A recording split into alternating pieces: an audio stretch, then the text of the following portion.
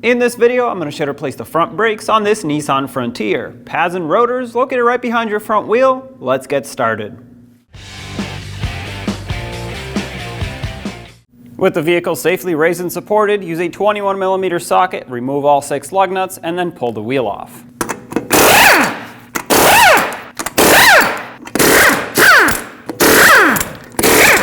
And now remove your wheel.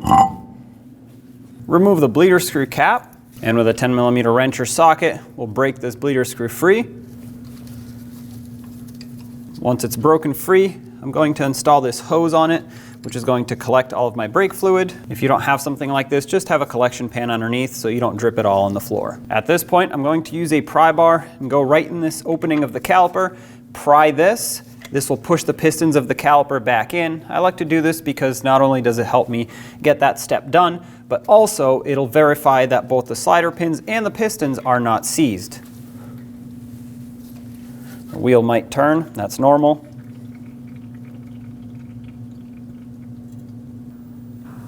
All right, I got both pistons pushed all the way back. After letting this drip for a few seconds, I'm going to close this up. Snug it. You don't need to make it too tight. And then if you used one of these, just remove the hose. Clean off any brake fluid that may be there and cap it off. Using a 14mm socket or wrench, remove these 2 bolts that hold the caliper onto the bracket.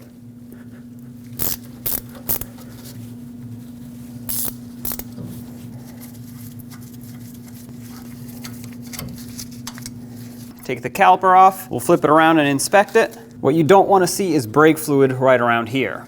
Mine's good. Now you want to use a hook or a bungee cord, hang it from right here, somewhere where it won't pull on the brake hose. It's time to remove our pads.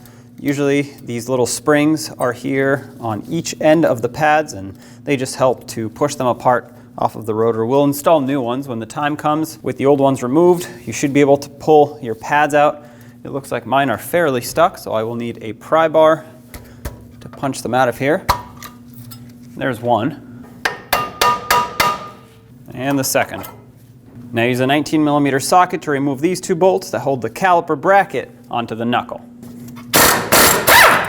Leave this one in a few threads so it can hold it while you remove the lower. Pull them both out, take the bracket and set it aside. My rotor is stuck on the hub, and that sometimes happens due to rust buildup. I will spray some rust penetrant in here. I've already done that actually, that's why you see this right here. I will spray some more and then use a hammer right in between the lug studs, and that should hopefully break it free. Of course though, you want to avoid hitting the threads so that you don't damage them. Also, I'm going to put 1 lug nut on here for safety, just in case this wants to slide off. Well, it can't go anywhere. Mine finally broke free, so I'm going to remove my lug nut that I put on for safety and pull the rotor off. We have some cleaning to do on this one. That's why the rotor was stuck. And it looks like in my case, it's mostly right around the center bore of the hub, not so much on the face of the hub. However, this also does rust usually, and you want to clean it up nice and flat so that the new rotor has a flat surface to mount to. Otherwise, you'll have braking issues down the road. So take a wire wheel on a drill, a wire brush by hand, or even a sanding disc if necessary, and clean all of this up nice and flat. Just don't gouge the surface. You don't want to create grooves.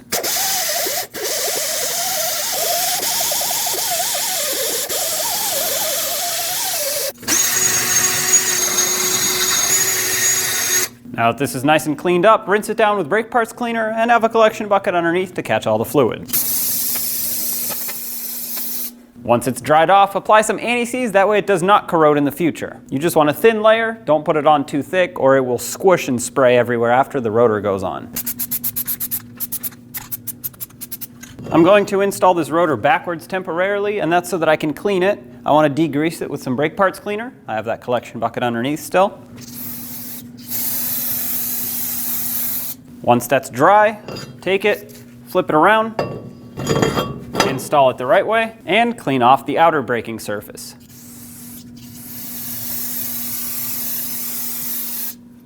Just to help hold this rotor on properly, I'm going to put an axle nut on just as a spacer and then install a lug nut, which should hold it nice and flat up against that hub. Now we have our caliper bracket on a workbench. We can start by removing the anti-rattle clips. So I'm Sometimes you may need a little pry tool to get these off. They can get stuck. Now underneath them, you want to clean up so that there is no rust and no raised areas from rust bubbling up, no debris or anything, so that the new ones can sit nice and flat. You can do this with a wire brush. Mine's not too bad, so that should clean up nice. Or you could use a file or even some sort of a sanding disc to get this clean, but don't remove too much material. You don't want to make this area too deep.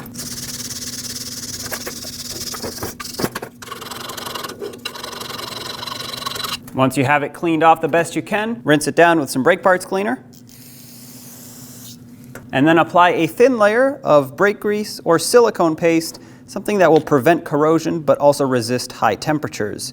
You don't want this to melt as the brakes get hot, and you don't want a lot, because if you put too much, it'll actually squeeze out when you put the anti-rattle clip on, and it's going to get all over your rotor. Once this is lubricated, slide the anti-rattle clip on, press it down in the center. That's going to lock it in, and then on the sides, and then we'll flip this over and do the same to the other side. Once you've done that, it is time to clean and lubricate the slider pins.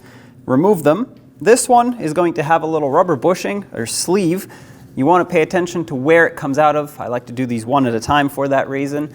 I'm going to wipe the old grease off. This grease was actually in great shape. It wasn't dried up. It wasn't stuck in here, so I'm not too worried about it. If it was, I would want to take a bore brush and clean right in there. But regardless, I like to take the boot off, give it a quick wipe and an inspection. You want to make sure that it's not torn or swollen. This one's great. Put a little bit of silicone paste right up in that ridge where the boot sits, and then reinstall the boot. That's going to make it seal up a whole lot better. Put a little bit of silicone paste that is rated for brakes inside of the boot. That's going to create a reserve of grease for the slider pin to be lubricated with over time. And then add some grease or silicone paste to the slider pin itself.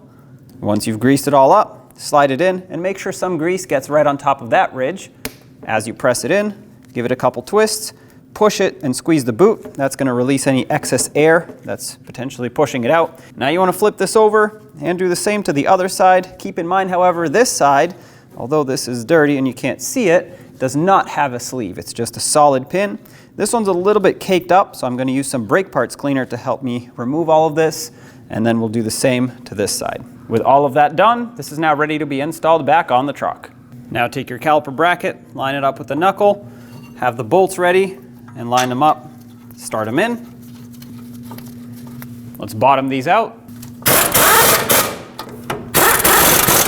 And torque these to 136 foot-pounds. Now take your brake pads. Neither of them will have a wear indicator, so it doesn't matter which one you put where. Start them in at an angle and push them on. There we go. Now these pads will come with these springs.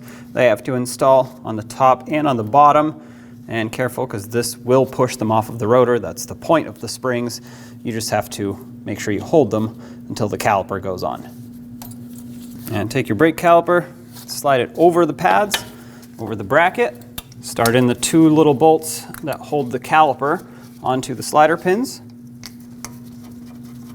Bottom these out and torque them to 32 foot-pounds.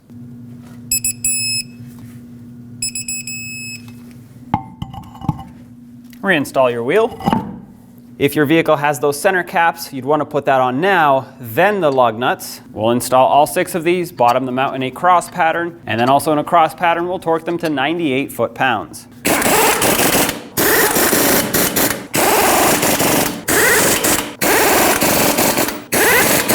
"98 foot-pounds in a cross pattern, here we go.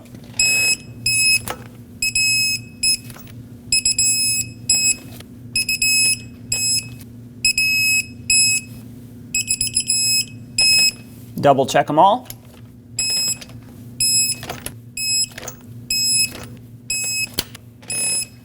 Now once you've done the same to the other side, pump up the brake pedal.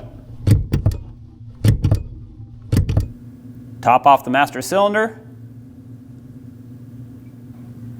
And take it for a road test. When only the best will do, demand TRQ. The only company that lets you view before you do. TRQ is committed to offering the highest quality aftermarket auto parts that are engineered for peace of mind. Thanks for using and viewing with TRQ.